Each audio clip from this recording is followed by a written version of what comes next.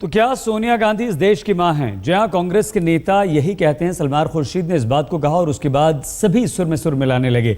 और इस मामले पर कांग्रेसी नेता जगदंबिका पाल क्या कहते हैं, हमारे संवाददाता कुमार विक्रांत ने उनसे जानना चाहा।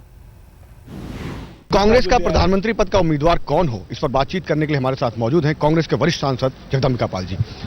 पाल साहब, कौन बनेगा प्रधानमंत्री कांग्रेस का?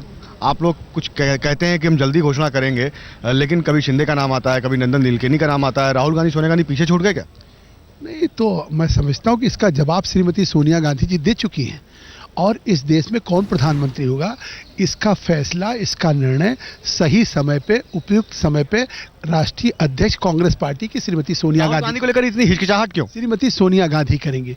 जब श्रीमती सोनिया गांधी हमारी राष्ट्रीय अध्यक्ष ने 4 राज्यों के परिणाम के बाद जब आप लोगों ने ये सवाल पूछा था, तो उन्होंने कहा था definitely we will announce the name of the prime ministerial candidate but at the appropriate time.